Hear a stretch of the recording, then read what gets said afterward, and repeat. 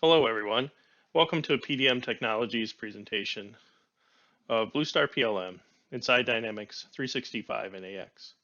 This presentation will be focused around electronics and mechanical features of Bluestar, and we will learn more about how this will transform your business.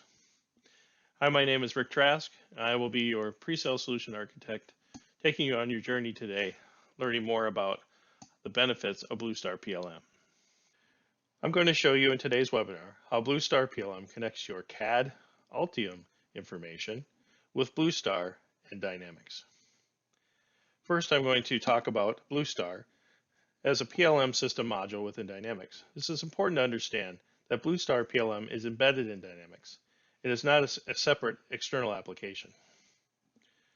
So I will show you Bluestar is a module within Dynamics 365. Its core capability is what we call an engineering object. These objects allow you to manage all types of information about products, items, CAD structures, data, lets you store all kinds of different information, revisions, statuses, workflows, classifications, variants with master, and multiple other types of capabilities.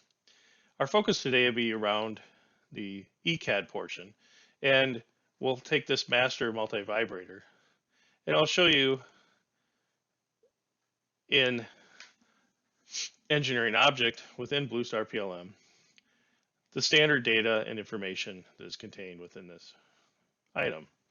You can see there's a revision, a variant ID is with master, which has then a bunch of other variants possibilities with it. The master is your top level. Your different names, classifications of the item, descriptions can all be applied. Many other types of data and information can be stored here along with data that are used for downstream ERP functions in Dynamics for orders, inventory, release products, all kinds of different items. So now I'm going to take and check out this to Altium. And what it does is brings up a dialog box and asks a few questions to check out and where I'm going to check this out in my system. So it's going to load this data and information and open up this CAD information within the Altium system.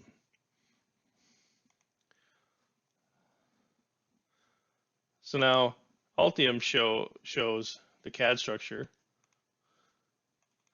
the source documents, the different variants of this printed circuit board. Engineering object has been opened. It's brought the variants along with it. And if I open it, you can see it's a standard system with some transistors, resistors, capacitors. Title block information and structure is all there. Now, one of the advantages of the integration is we can take now this structure, and in Bluestar, I can copy it and create a new set of IDs, and maybe I want to vary some things in that new data structure. So I'm going to use a function called generate new IDs. And now it's going to load the structure and apply the variants, and it gives them the option of things I want to include within the items. And I'm going to include everything along with the printed circuit board and the two different variants of the multi-vibrator. So I will click OK. It asks you want to proceed. Yes. Now it's going to open up Dynamics and say, here's the next ID number available. I can select other items in the drop downs. I can say this is a multi-vibrator, this will be a copy.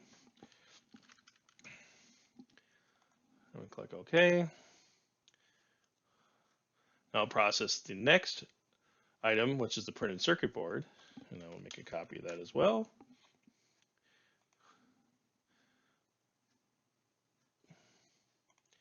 Now if I go back to Altium, you see it has generated these new IDs and variants with these IDs and updated the structure. And if I open up my diagram again, you can see here's my exact same schematic. So maybe I want to modify the type of resistor, and I'm going to make that an R5. So now this structure has been set. I can save it, and I can go to Bluestar, and now I can check it in. Do I want to run all output jobs for checking in, which means I want to create all the drawings and documents. And you can choose, if you say no, you can choose them one by one. But I'm going to choose all, say yes. Now you can see it's starting to build the structure for you automatically in the outputs. And you see these are being generated. Now each one of these will be part of the bill of materials, assembly drawings, any type of step files you may have. And now we're applying the structure. Bluestar Infilog is capturing all the transactions and everything that happens. Now if I look at the check-in process, it's telling me what it's going to check in. This is going to bring in the assembly drawing of the bill of material. This is going to bring in the copy of the printed circuit board. And I can choose different things I want to bring into the system and what I want to manage. But I'm going to use the standard settings. And these are all configurable to your choice and preference. Here's all the different manufacturer references. I'm going to bring those along and use the same ones. And the type of files going to include, so as we talked about, the bill of material, the steps, and the PDF versions. And the second variant will be the exact same structure, but just a little bit different type of manufacturer, assembly, but including the same items. So now when I click OK, it's going to check all this stuff in to Bluestar. So these are the different types of things that it will load. So now if I go back to Bluestar and I go to Bluestar PLM, my engineering objects, and I'll see now these new master numbers have been created. And these are all in a design state. So if I open up the master file, it's going to be the same structure as we had before, the new ID, an initial starting revision, but everything is all in the same place.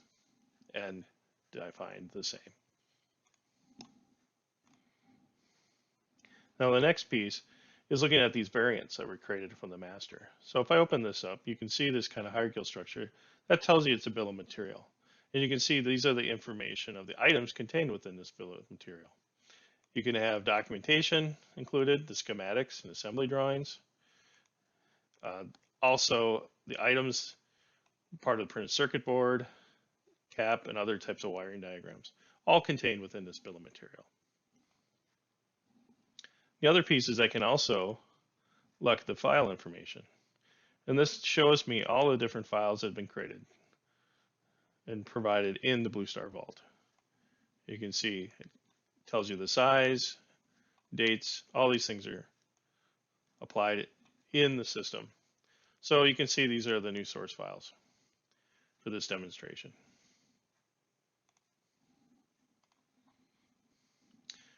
So now I want to add a new object to this bill of materials. I'm going to go over here and select a new object, gives me the next ID in the sequence. And I want to create a resistor and apply it. So now you can see I have this new item resistor. I'm going to open this up. And you can see there's not too much information here. It's just kind of the ID, the revision, and the name pretty much is what has been set at this point. Now the next piece I want to look at is the manufacturer item. So I can apply the manufacturer item using a connection to Silicon Expert. So I want to apply a new item and create this new manufacturing item. So the first thing I want to do is see, does this item already exist? I'm going to look for a resistor. Nope, this isn't the one I'm looking for, but it's the right manufacturer. So I'm going to go choose this manufacturer. And then I think I'm going to go look up manufacturer ID, and I'm going to put in this manufacturer ID.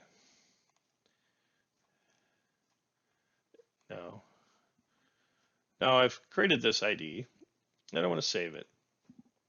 Next process is I want to go and see, okay, where has this item been? It's part of the ROM. Nothing's set yet, but I have this nice capability in connection to Silicon Expert, so I can go out and get all that data. So I go and I do my process to connect and see how it nicely pulls in all of the information from the Silicon Expert application. Gives me the detailed name, gives me all of the different types of unit information, the Silicon Expert ID, masses, all kinds of different details, specifications. Now the next thing I want to do is I want to classify this resistor. So I can go to my classifications, start typing resistor, and there it is, resistors. So I'm going to apply this. So now this is classified in my group of resistors within my system, and I can save that. Okay, now I'm going to close this window. And you can see now this item has been updated. But what I want to do is I want to make this now part of my structure. So I want to make it a preferred manufacturing item. So I'm going to approve it. Save it again. And then now you can see it's part of my approved list of items. It's preferred. So there we go. So that item is part of my process. Other types of information descriptions from the manufacturer will be brought in to the item. And you can also add additional things to it as well.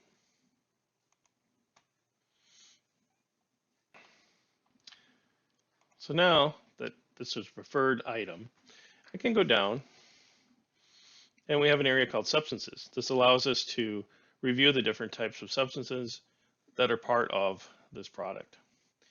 It allows us to bring all that data in for use. Now we'll look through this and see, oh, here's an item. This item is not in our list of substances. So I'm going down to this one. I'm going to create the substance. Now if I look over, it has now been applied in Bluestar. So Bluestar tells you what data is missing in your system. So now if I click off it, the red line is gone. So it looks like everything is now part of our list of substances for that manufacturer. Now I can show all how these are applied, this manufacturer item, into our classification structure for resistors. So these are all the different types of attributes that are available for this item. And this is how the information is stored and managed. And you can edit and add various values, make these mandatory, quite a few different options in order to work with this data. Okay, now I'm going to go back to my engineering objects and set this classification to a resistor of this new item. So I can see that here's the different values that are available, and the manufacturing item attributes that we've downloaded can now be applied. And these values automatically get entered. You can update and change values yourself, but generally these things will be applied automatically, saving you time for all this data entry. It's a nice feature. So now I will save this. We'll close the form. So that completes the setup of this item. So now I want to apply this resistor and I want to approve it. So now I can change the status and I can approve the item.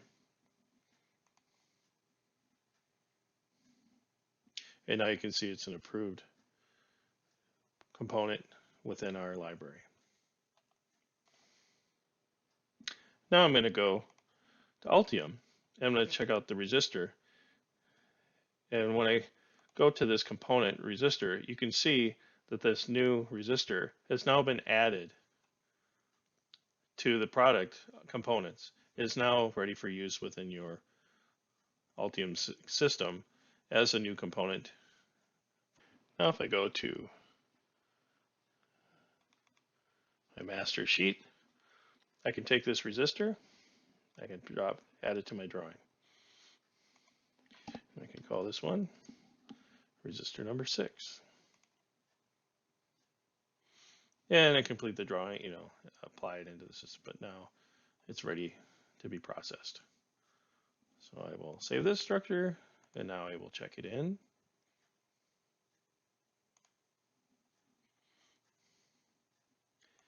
Yep, we want to run the jobs like we did before to generate all the documents and drawings and bill of materials. Updating our fields as we did before.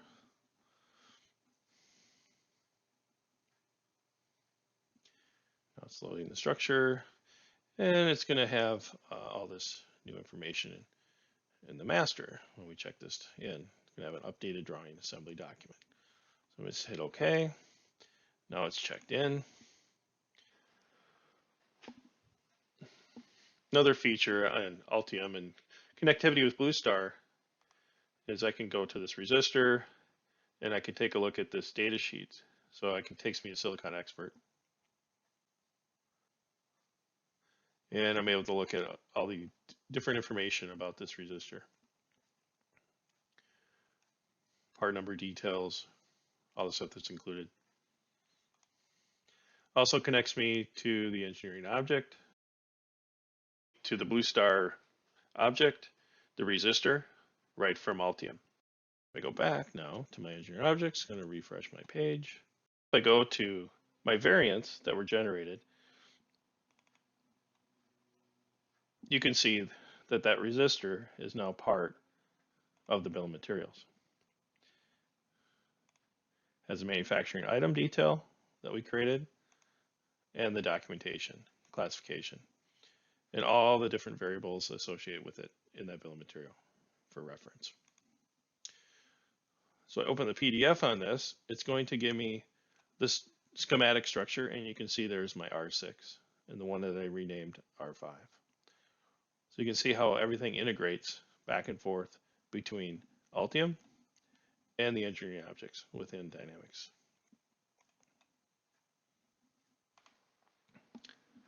So the big benefit is everything is organized for you. You don't have to manually do things. The connection is automatic, where all the files and data in the projects are stored in this one single object. And so it's really easy to find and reuse. So as you create more resistors or structures, you can easily search and find these things by just using the search capabilities and filtering down as you build more and more of these in your project. Another feature is what we call the where use capability in the bill of material. This is going to tell you where else this item lives. So you can see it lives in both of these variants. I click OK. I can now understand where it would also be impacted if I make a change. So if I look at another item, where used, you can see this lives in many items.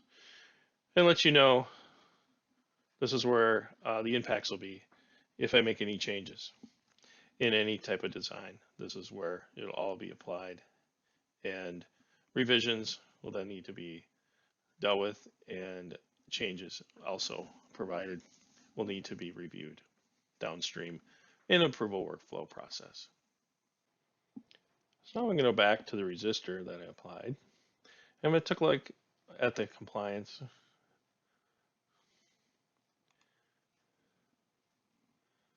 And I'm going to choose the reach. And I'm going to apply this. So now it's for this product. Now I can go look at this manufacturer. And I'll see that it brought in the reach. It's not compliant.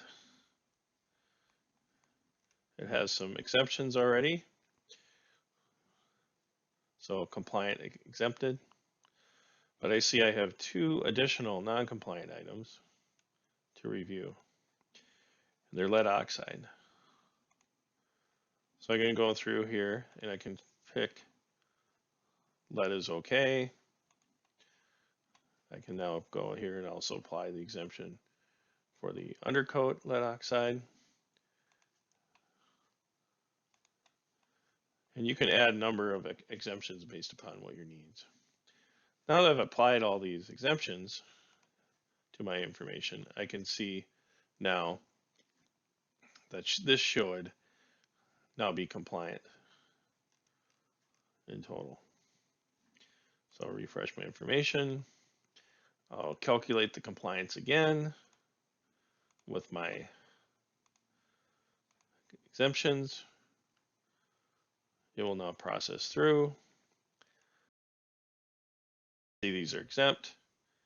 And now if I go back up, I can see that now my entire specification is now approved and compliant exempted for this product. So this now is turned from red to clear. So that's how you can, through colors and options, to see when you need to do changes or updates or add specification substance information. So now this has been completed and the process through. We can do a material declaration. And we can create an export file.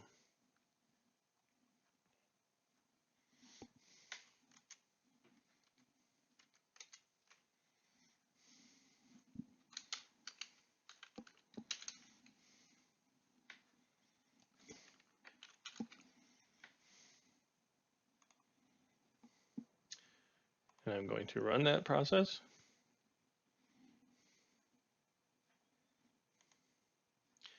And now it's exported the information.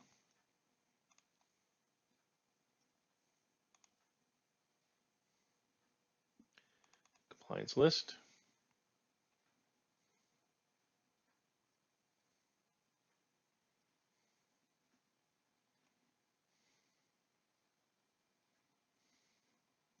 You can see creates the manufacturer item information, supplies all the data that we retrieved from the silicon export, all the stuff that we calculated, provides all the import export data so we can ensure we have due diligence and only the permitted thresholds are used in the product manufactured by customers and contractors.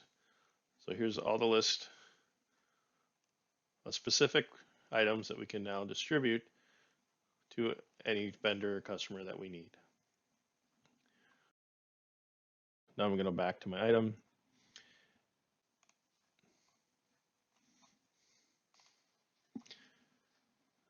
Now I'm back at the resistor, and I can also do a smart export of this material and documents. And we can set up a vendor document with an export directory to where this will travel. I can apply that. I can also email it. Now it's processing, exporting the information.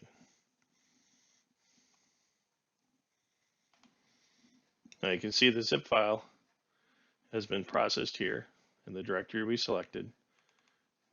Take a look at the zip file. This contains all of the information in parts. So all the different types of file structure with the Altium files in that zip that you can then send on to your customers and vendors for use. So this concludes the part of the demo regarding Altium.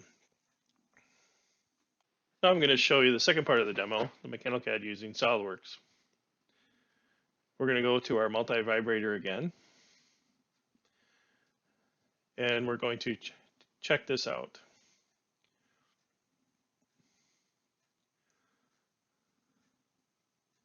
And now you can see there's a multi-check-in box from the Bluestar PLM.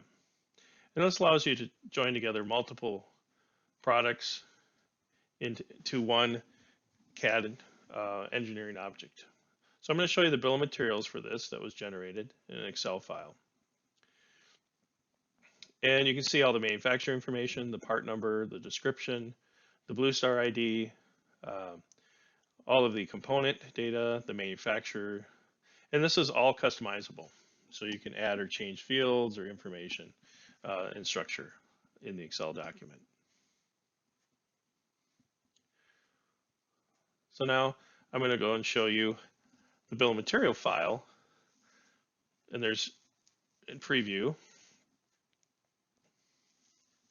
And this shows you a list of items that are checked out. It also shows you a manufacturing item that does not have yet an ID in Bluestar, but it does recognize the manufacturer ID and pulls it into the bill of material structure when you check it out. So now I'm going to select that, and I'm going to create for manufacturer a Bluestar ID. So now it's going to open up the Bluestar system, and it's going to ask me to generate a new object ID. I can choose any type of drop zone and fields to associate, and you can see the manufacturer ID and the manufacturer number. So I'm going to hit OK. I'm going to go back to my drawing or structure, and you can see now that the BOM preview ID has been updated and it has the associated Bluestar object ID. So it makes it nice and convenient to create new structure in your bill of material within the multi-check-in feature. Now I'm going to check this in to Bluestar with my new information, and it's going to apply that object ID that I just generated and all the materials joined together now into that bill of material. You can see it's checking in the files and anything that I may have updated or changed into Bluestar. So now I'll go back to Dynamics, and I'll take a look at the bill of material structure. And now you can see that resistor now has that ID that we generated, 106873. Now we're going to take the circuit board we just designed in Altium, and we're going to put it into a mechanical CAD design using SolidWorks. This will show you how we can combine multiple CAD files in Bluestar into one assembly and bill of material. I'm going to check it out. I'm going to check it out to SolidWorks.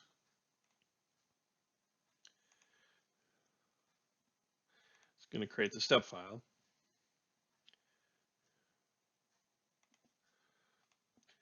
I'm going to open up SolidWorks.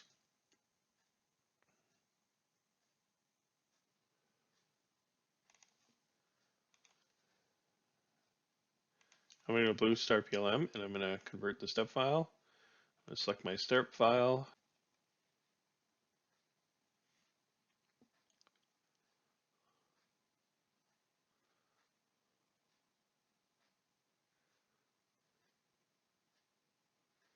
I'm going to check it in. And I want to make sure it's derived, so that way will be loaded as one full assembly. All right, our check-in is completed. So now I can go back to objects. You can see the product now has updated image. So now if you get the file info, we have the original source file, but now we have added this CAD SolidWorks file. The SolidWorks file is the complete part of the system in one assembly. So now you can see how you can group together a CAD multi-vibrator BOM bill material into the SolidWorks structure. Now I'm going to go take the circuit board. I'm going to put it into an amplifier assembly. I'm going to open that up in SolidWorks. I'm going to rotate it here, give you a better view. And I'm going to remove the lid.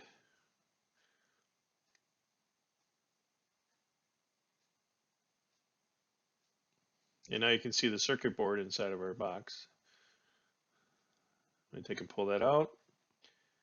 And now you can see how these assemblies can be joined together. So now I'm going to calculate the compliance, just like I did. The eCAD, I'm going to use my reach. I hit OK.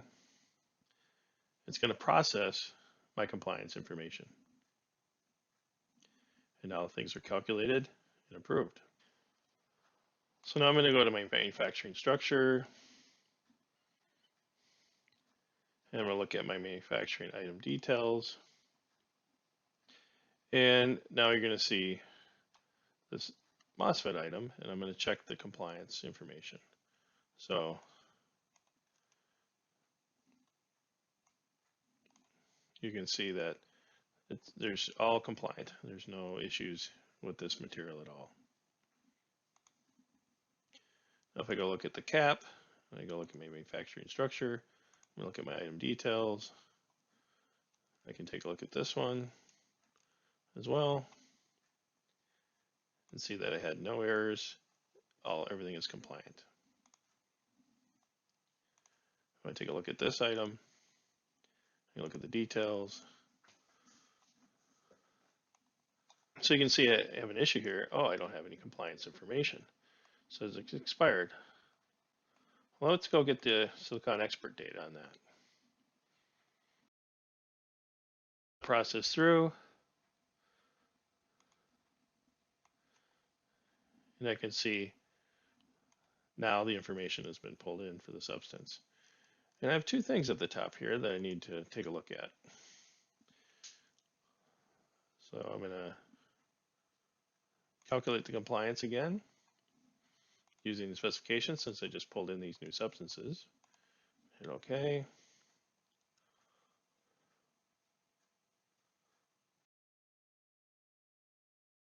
We have some not compliant and we have some missing information to deal with. Now the system has the ability where I can actually go and select multiple items if I want to update and add exception.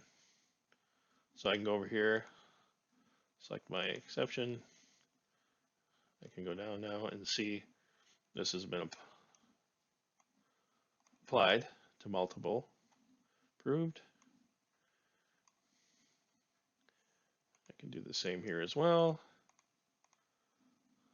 Add exception.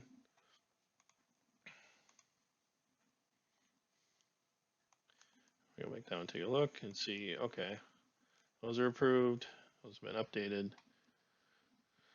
So for the first one that's missing information, I'm going to create a substance.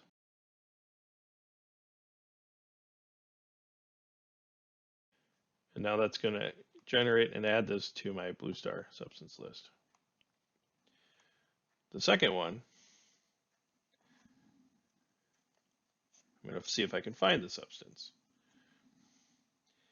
And now it finds that pigment black because I created it. So now they're both applied, they're no longer missing. Well, we still don't have it, we're still not compliant. So I'm going to calculate the compliance again, run the specification.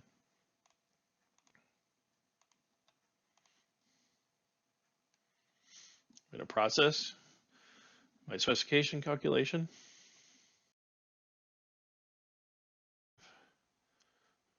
Now I met the compliance and we're exempt.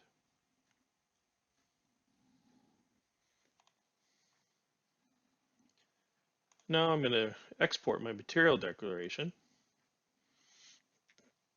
Select a file.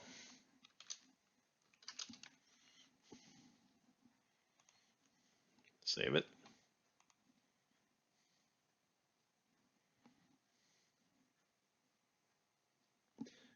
So it's nice to be able to calculate the compliance, ensure that only the permitted thresholds are used in the product manufactured for customers and contractors.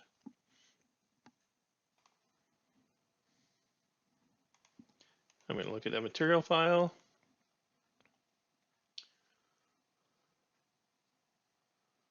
And here are the items that are included, what the exemption status is. And you can see you can apply multiple exceptions to a product.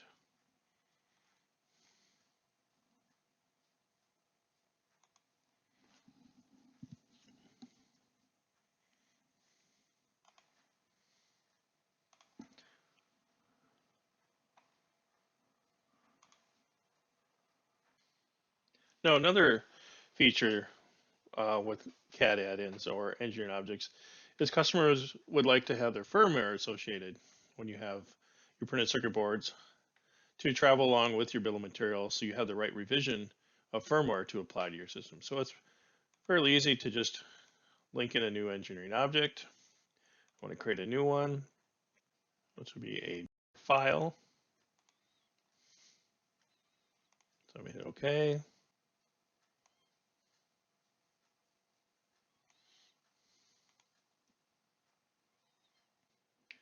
So now I've created this documentation file. I'm going to go to my file info. And I want to import the file. And we're just going to do it as an attachment. And it'll contain my firmware information.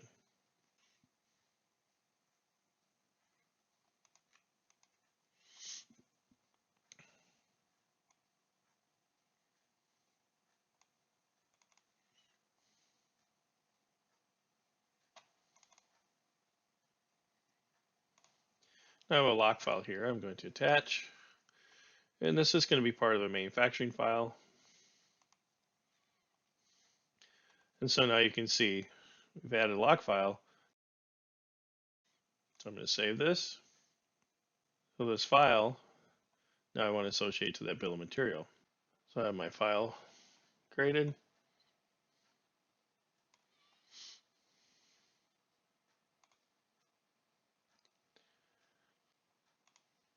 And you can see it's now applied to my bill of material. And it's in design mode. So this will travel with your bill of material information when it gets released to products. And in your manufacturing group, can utilize this bill of material information to pull in the firmware reference and the correct version when they apply it to their components in the manufacturing production assembly area. Another feature of the Silicon Expert is the end of life. So I'm going to go to the main end of life process.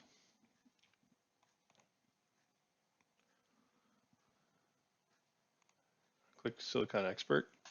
It's going to go out and process. I'm going to click on this product. I'm going to view the manufacturer item information.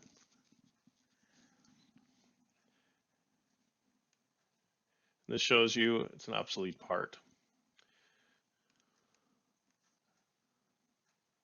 So I'm going to go and I'm going to create a workflow and select the end of life workflow template.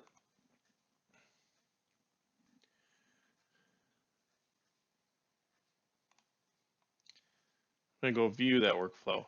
So what it now does is it put this part into a workflow for end of life, and it runs through these sets of tasks. And these can be set up anyway. These are all customizable.